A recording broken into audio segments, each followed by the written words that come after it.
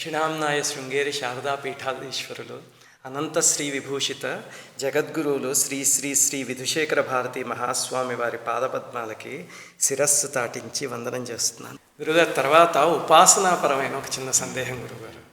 ఏమిటంటే, ఇప్పుడు మన శృంగేరి పీఠంలో ఒకానొక మూల శక్తి వారాహి శక్తి అని శంకరాచార్యులు వరుసలు ఇచ్చారు. అలాగనే ఇంకొక పీఠానికి కాళికా శక్తి, ఇంకొక దానికి జగన్నాథ శక్తి. అలాగనే వారాహి అమ్మవారిని కూడా ఈ మధ్య లక్షలాది జనం ఆరాధించుకుంటున్నారు. సాత్వికమైన షోడశోపచార పూజ చేసుకుని అమ్మవారి అనుగ్రహానికి పాత్రులు అవుతున్నారు. అదంతా బాగానే ఉంది గురుగారు. కానీ కొంతమంది ఒక ప్రచారం మొదలుపెట్టారు. ఏమిటంటే, శంకరాచార్యుల వారు వారాహి అమ్మవారిని, వినాయకుడిని, ఇలాంటి వాళ్ళని భూతాలు, పిశాచాలు అన్నారు అన్నట్టు. దానికి వాళ్ళు చూపిస్తున్న ప్రామాణికత ఏమిటంటే, భగవద్గీతలో మనకి యాంతి దేవవ్రతాన్ దేవాన్ పితృన్ యాంతి పితృవ్రతాన్, అందులో భూతాని యాంతి భూతేజ్యాహ అని ఒక స్వామి ఒక మాట చెప్పారు. దానికి శంకర్ల వారి భాష్యంలో గురువుగారు భూతాని వినాయక మాతృగణ చతుర్భగిన్యాదీని యాంతి భూతేజ్యాహ భూతానాం పూజకా అని శంకర్ల వారి వ్యాఖ్యానం ఇచ్చారు. దాన్ని పుచ్చుకుని అక్కడ మాతృగణ అంటే సప్తమాతృకలు, ఈ వినాయక మన గణపతి, అవి చెప్పి జనాన్ని భయభ్రాంతుల్ని చేస్తున్నారు. అసలు తమరు అపరశంకరులు. ఇప్పుడు అసలు ఆ వినాయక మాతృగణ అంటే దానికి అసలు మనం పూజించుకునే వారాహి అమ్మవారికి గణపతికి ఏమైనా సంబంధం ఉందా గురువు? అంటే ఇక్కడ మొట్టమొదట ఇక్కడ వారాహి అని అంటే ఇక్కడ వరాహస్వామి యొక్క సంబంధం ఇక్కడ ఉంది. అది ఎలా అనంటే, ఇక్కడ మనకి పురాణం చెప్తున్న ప్రకారంగా వరాహస్వామి రాక్షస సంహారం చేసిన తర్వాత, ఆ రాక్షస సంహారం కోసం ఆయన శ్రమపడి రాక్షసుల్ని సంహరించిన తర్వాత ఇక్కడ ఉన్నటువంటి ఒక పర్వతం శిఖరం మీదకి వచ్చి ఆ భగవంతుడు ఆసీనుడై విశ్రాంతి తీసుకుంటూ ఉన్న సమయంలో వరాహస్వామి యొక్క 2 కోరల నుంచి 2 నదులు ఉద్భవించాయి. అవే తుంగ మరియు భద్ర అనేటటువంటి నదులు. అవి ఇక్కడ దగ్గరలో ఉండేటటువంటి ఒక పర్వతం ఉంది. ఆ పర్వతం మీద నుంచి ఆ వరాహ పర్వతం అని అంటారు దాన్ని. అక్కడి నుంచి ఆ 2 నదులు ఉద్భవించాయి. కాబట్టి అదే నది ఇక్కడి నుంచి ప్రవహిస్తూ వెళ్తుంది. కాబట్టి అందులో తుంగా నది అనేది కొంత దూరం వరకు విడిగా ప్రవహిస్తుంది. తుంగ భద్ర 2 కొంత దూరం వరకు విడిగా ప్రవహించి ఇక్కడికి దాదాపుగా ఒక 100-120 కిలోమీటర్ల దూరంలో 2 చోట్ల 2 కలుస్తాయి. కలిసి తుంగభద్ర అని అక్కడి నుంచి అలాగా అది తర్వాత కృష్ణా నదిలో కలుస్తుంది. ఇక్కడ ఈ 2 నదులు కూడా వరాహస్వామి యొక్క 2 కోరల నుంచి ఉద్భవించాయి. కాబట్టి వాటిని అవి విశేషమైనటువంటి నదులు. కాబట్టి ఆ నది ఇక్కడ తీర్థంగా ఉంది. కాబట్టి వరాహస్వామి యొక్క కోరల నుంచి ఉద్భవించినటువంటి తుంగ నది మరియు భద్రా నది, అది కూడా ఇక్కడ సమీపంలోనే ఉంది. అవి ఇక్కడ ప్రవహిస్తున్నాయి. కాబట్టి ఇక్కడికి ఆ వరాహస్వామి యొక్క సంబంధం అనేది ఇక్కడికి వచ్చింది. కాబట్టి ఇక్కడ వరాహం అంటే వరాహస్వామి అని అర్థం. ఆయన యొక్క సంబంధం ఇక్కడికి ఇలా వచ్చింది అని దాని అర్థం. ఆయన యొక్క కోరల నుంచి ఉద్భవించినటువంటి తుంగా నది మరియు భద్రా నది అవి ఇక్కడ ఉన్నటువంటి తీర్థాలుగా, ఈ క్షేత్రంలో తీర్థాలుగా ఉన్నాయి. కాబట్టి మనకి ఇక్కడికి అది వచ్చింది అని అర్థం, వరాహస్వామి యొక్క సంబంధం. అందులోని ఇక్కడ ఇంకో విశేషం ఏం చెప్పారు పురాణంలో అనంటే, తుంగభద్రాం సురాం ప్రోచుర్ ఏకైవేతి నృపోత్తమ అని పురాణంలో ఒక మాట ఉంది. తుంగాభద్ర ఈ 2 నదులు 2 కోరల నుంచి ఉద్భవించి కొంత దూరం వరకు విడిగా ప్రవహించినప్పటికీ ఈ 2 నదులు వేరు కాదు. చూడడానికి 2గా ఉన్నాయి కానీ 2 వేరు కాదు. ఎలాగానంటే హరిహరుల్లాగా అని పురాణంలో చెప్పారు. హరిహరులిద్దరూ చూడడానికి వేరే వేరే స్వరూపాల్లో ఉన్నా ఎలాగైతే ఇద్దరి చైతన్యం ఒకటే అయి ఉన్నదో, అదే రకంగా తుంగాభద్ర కొంత దూరం 2గా ప్రవహించినట్టు మనకు కనిపించినా కూడా ఈ 2 కూడా ఒకటే. తుంగభద్రాం సురాం ప్రోచుర్ ఏకైవేతి నృపోత్తమ. అందుకే చాలామందికి ఒక ప్రశ్న వస్తుంటుంది. ఇక్కడ గురువుల యొక్క బిరుదావళిలో ఒక మాట తుంగభద్రా తీరవాసి అని ఒక మాట ఉంది. అప్పుడు చాలామంది అడుగుతారు, ఇక్కడ ఉండే తుంగా నది కదా, మరి తుంగభద్రా తీరవాసి, తుంగభద్ర అనేది సంగమం అయిన తర్వాత కదా, తుంగభద్ర 2 కలిసిన తర్వాత కూడా అది తుంగభద్ర అవుతుంది కదా. కాబట్టి ఇక్కడే ఇది తుంగా నదిగానే ఉంది కదా, తుంగభద్రా తీరవాసి అని ఎలా అంటారు అని కొంతమందికి ఆ సందేహం వస్తూ ఉంటుంది. కానీ ఇక్కడ పురాణంలో ఇలా చెప్పారు, ఒట్టి తుంగా వేరు భద్రా వేరు అనేదాన్ని అలా భేద దర్శనం అనేది తప్పు అని పురాణం మనకి చెప్తోంది. కాబట్టి తుంగా అయినా కూడా, ఒట్టి తుంగగా మనకు కనిపిస్తున్నా కూడా అదే తుంగభద్ర, ఒట్టి భద్రగా మనకు కనిపిస్తున్నా అదే తుంగభద్ర. 2గా మనకు కనబడుతుంది. ఇప్పుడు మనం కృష్ణానదిలో చూస్తుంటాం, కృష్ణానది గోదావరి నది కూడా కొన్ని చాలా పాయలు ఉంటాయి. ఇటు ఒకటి వెళ్తుంటుంది, అటు ఒకటి వెళ్తూ ఉంటుంది, అలా ఉంటాయి కదా, మనం అక్కడ కూడా చూస్తూ ఉంటాం. అదే రకంగా ఇక్కడ కూడా అని పురాణం మనకి చెప్తోంది. కాబట్టి అక్కడ అనాది కాలం, వెనకటి కాలం నుంచి ఇక్కడ తుంగభద్రా తీరవాసి అని చెప్పడం అనేది పరంపరగా వచ్చింది. ఎందుకంటే ఒట్టి తుంగ అనేది కూడా తుంగభద్రే కాబట్టి దాన్ని తుంగభద్ర తీరవాసి అని చెప్పడం అనేటటువంటి. కాబట్టి ఇక్కడ ఈ తుంగభద్రా నదులు రెండు కూడా హరిహర స్వరూపాలు అని అంటాం. ఆ తుంగా నదికి పూజ చేసేటప్పుడు కూడా హరిహర స్వరూపిణి అని చెప్పి పూజ చేసేది. హరిహర స్వరూపిణ్యా తుంగభద్రాయా పూజనం అని చెప్పి మనం అక్కడ తుంగా నదికి పూజ చేయాలి. ప్రతి సంవత్సరం నవరాత్రులలో ఈ దక్షిణాయన పుణ్యకాలంలో అప్పుడంతా తుంగా నదికి పూజ చేసేది ఉంది. అప్పుడంతా ఇలా చెప్పి పూజ చేసేది. కాబట్టి ఇది తుంగభద్రా తీరవాసి అని చెప్తాం. కాబట్టి ఇక్కడ ఉన్నటువంటి ఆ ఇతిహాసం అనేది అది. ఇకపోతే ఇక్కడ గణాలు అనంటే అక్కడ ఆ పేరుంది, వినాయక అనేటటువంటి పేరుని చెప్పారు. అయితే అక్కడ మాతృగణం అని అంటే ఈ సప్తమాతృకలు అథవా వినాయక అంటే గణపతి, మనం పూజించేటటువంటి గణపతి వీళ్ళు కాదు. ఎందుకంటే అక్కడ దేవతలని సేవించేటటువంటి గణాలు, అనుచరులుగా ఉండేటటువంటి గణాలు చాలామంది ఉంటారు. వాళ్ళకి ఇవే పేర్లు ఉంటాయి, వాళ్ళలో కొంతమందికి ఇవే పేర్లు ఉంటాయి. వాళ్ళందరి పని ఏమిటి అని అంటే ఆయా దేవతలకు అనుచరులుగా ఉంటూ ఆ దేవతల యొక్క ఆజ్ఞానుసారం వేరే వేరే పనులను చేస్తూ ఉండడం అనేటటువంటిది ఆ గణాల యొక్క పని. వాటిలో కూడా ఇవే పేర్లు ఉంటాయి, ఆ గణాల్లో ఉండేటటువంటి వాళ్ళకు కూడా ఈ పేర్లు ఉంటాయి. అందుకే మనకి రామాయణంలోనూ చివరికి ఈ ఫలశ్రుతి చెప్పేటప్పుడు, పట్టాభిషేక సర్గలో చివరికి ఫలశ్రుతి చెప్పేటప్పుడు అక్కడ ఒక మాట అంటారు, ఈ రామాయణం శ్రవణం చేస్తే, పఠనం చేస్తే ఏం ఫలం కలుగుతుంది అనేటటువంటి చెప్తూ ఉన్నప్పుడు వినాయకాశ్చ శామ్యంతి గృహే తిష్టంతి యస్యవై అని కూడా అక్కడ ఒక మాట ఉంటుంది రామాయణంలో.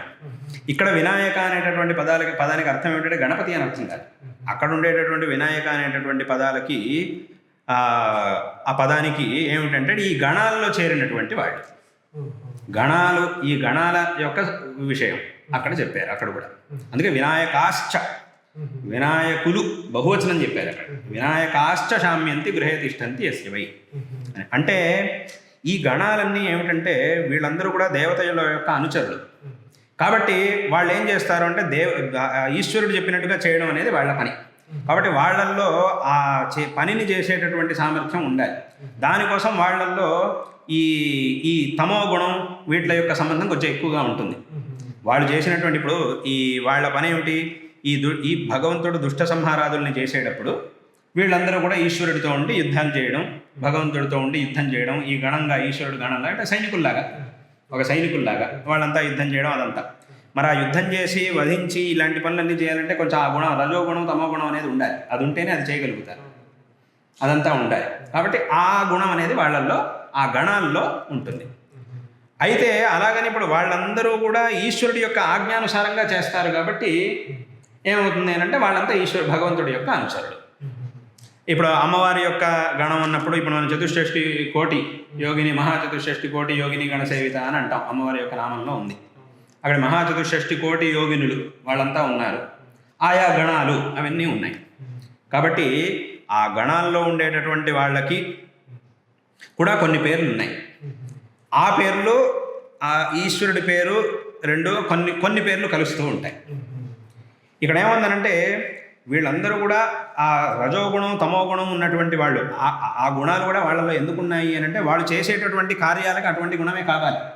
ఆ ప్రవృత్తి ఉండేటటువంటి గుణం అదంతా కావాలి అని అంటే వాళ్ళలో ఈ గుణాలే ఉండాలి. కాబట్టి ఆ గుణాలతో కూడుకొని ఉంటారు వాళ్ళందరికీ. ఈ చతుష్షష్ఠి యోగినులకు పేర్లు ఉన్నాయి, దివ్యయోగిని, మహాయోగిని, సిద్ధయోగిని అని వాళ్ళందరికీ పేర్లు ఉన్నాయి. మళ్ళీ ఆ గణంలో ఉండేటటువంటి వాళ్ళందరికీ వాళ్ళకు కూడా రకరకాల పేర్లు ఉన్నాయి. ఆయా పేర్లు వాళ్ళకు వేరే వేరే ఉంటాయి. కాబట్టి ఇవన్నీ ఏంటంటే ఆ గణాల్లో ఉండేటటువంటి వాళ్ళ గురించి చెప్తున్నారు. వాళ్ళకి కూడా ఒక అనుగ్రహ శక్తి అనేది ఉంటుంది. అనుగ్రహ శక్తి ఆ గణాల్లో ఉండేటటువంటి వాళ్ళకు కూడా ఉంటుంది. అది ఒక పరిమితమైనటువంటి, ఈశ్వరుడికి ఉన్నంత శక్తి ఉండదు, కానీ పరిమితమైనటువంటి శక్తి ఉంటుంది. కాబట్టి ఆయా పరిమితమైనటువంటి శక్తితో వాళ్ళు కూడా భక్తులకి ఫలాలను ఇస్తూ ఉంటారు. వాళ్ళ యొక్క ఒక ఆరాధనా పద్ధతి అనేది ఉంటుంది. ఆరాధనా పద్ధతి అనేది వాళ్ళకు కూడా ఏదో ఉంటుంది. ఆ ఆరాధనా పద్ధతిలోనే కొన్ని చోట్ల ఈ బలులని అవి ఇవి అవన్నీ కూడా కొన్ని చోట్ల జరుగుతూ ఉంటాయి.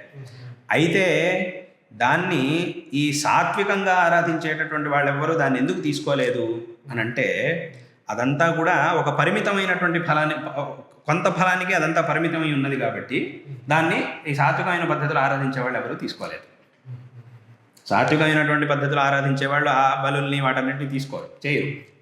ఎందుకు అలా చేయరు అని అంటే అది ఒక రకమైనటువంటి ఆరాధన, దాని వెనక కూడా కొన్ని శాస్త్రంలో అక్కడక్కడ కొన్ని ప్రమాణాలు ఉన్నాయి, అవన్నీ ఉన్నాయి. అయితే దాన్ని సాత్విక పూజా పద్ధతిలో దాన్ని ఎందుకు తీసుకోలేదు అని అంటే దాని యొక్క ఫలితం అదంతా కూడా పరిమితం అయి ఉన్నది కాబట్టి.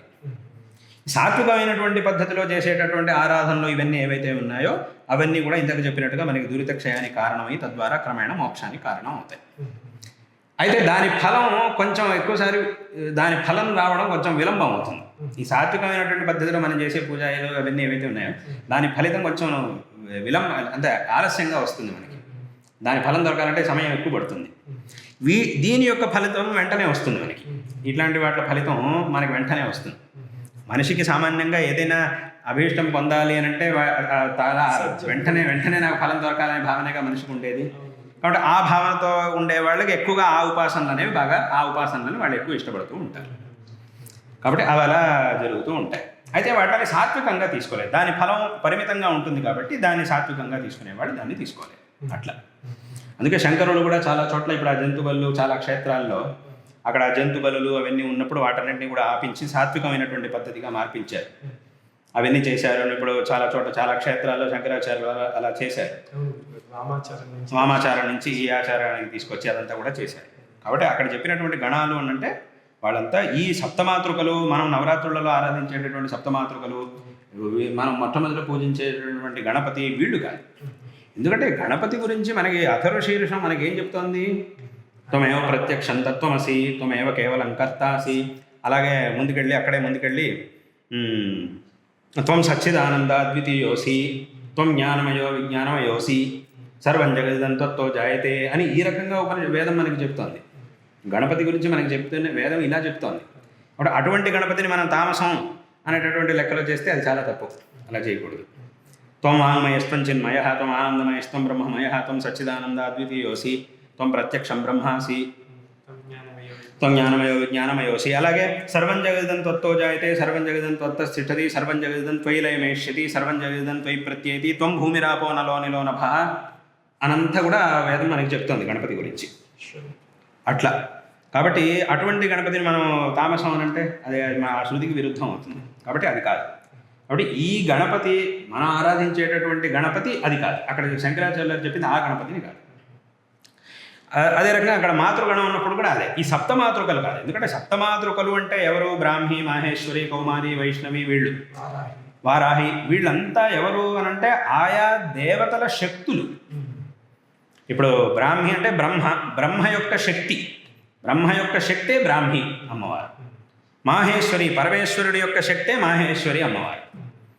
వైష్ణవి విష్ణువు యొక్క ఆ శక్తి స్వరూపమే అమ్మవారు అని చెప్తున్నాం. కాబట్టి ఇప్పుడు మనం ఆయా దేవతల యొక్క శక్తిని మనం తామసం అని అంటే తామసం లెక్కలోకి చేరిస్తే దేవతను దూషి. ఇప్పుడు విష్ణువుని మనం ఇంత సాత్వికంగా ఉపాసన చేస్తూ ఇదంతా చేస్తూ ఆయన శక్తి ఏ స్త్రీ రూపంలో ఏర్పడిందో, ఆయన యొక్క శక్తే ఏ స్త్రీ రూపంలో మనకి దర్శనం ఇస్తుందో ఆయన రూపంగానే అదే రకంగా శంఖచక్రాలని వీటన్నింటినీ ధరించి ఏ అమ్మవారైతే మనకి దర్శనం ఇస్తుందో ఆ అమ్మవారిని మనం ఇది తామసం అనే లెక్కలో చేరిస్తే అది అపచారం అవుతుంది. అది కాదు.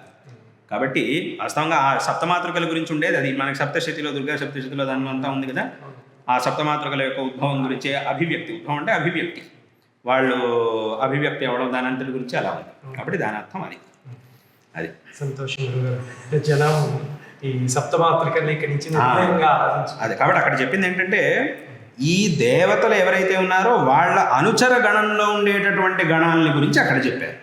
ఎందుకంటే వాళ్ళ యొక్క ఆరాధన కూడా ఉంది, వాళ్ళకి ఒక పరిమితమైనటువంటి శక్తి ఉంది. అది అందుకోసం. శ్రీమాత్రే నమః.